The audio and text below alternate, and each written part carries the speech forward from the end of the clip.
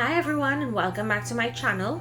Today I'm making a traditional fruitcake slash black cake for you all. This is my mother-in-law's recipe. Last time she did it, she made 7 cakes, which is already on the channel. Today I'm just making 1 large, or you can get 2 medium-sized cakes out of this recipe.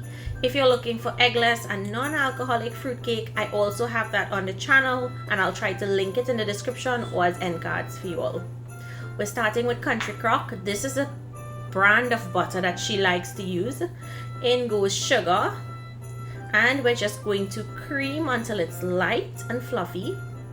And if you wanted to omit the sugar from this recipe, you can, because in her 7 cake recipe she doesn't even use sugar. We're going to add in our eggs one at a time and beat them until they come together, and in all I'm using 4 eggs. They are small eggs. If you're using large, you'd want to use 3. Once that has been incorporated, she goes in with some strawberry or raspberry jam or guava jam, any jam you want, vanilla essence or extract or almond. Now I'm just going to give this a quick mix,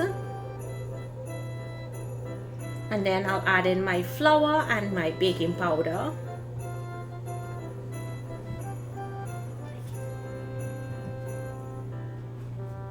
And cake spice. If you cannot find cake spice, just use cinnamon and nutmeg with a pinch of clove and mix that in. I did not sift the flour. You can if you want to. You don't have to for this recipe because it is a dense slash heavy cake.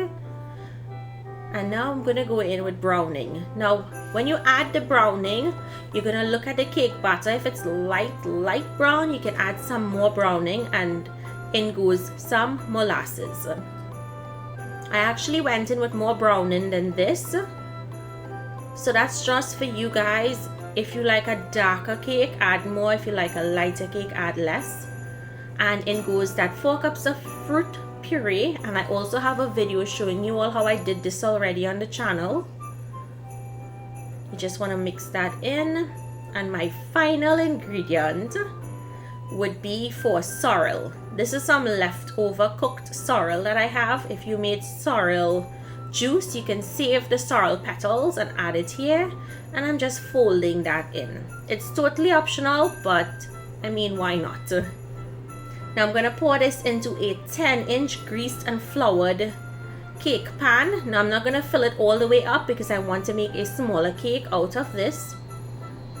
So here you'll see me filling this smaller pan. This is an 8-inch pan, and I'm also not going to be filling it right up because I wouldn't have enough to fill it. But if you want to do 2 8-inch cakes, you can, or you can do 1 large cake.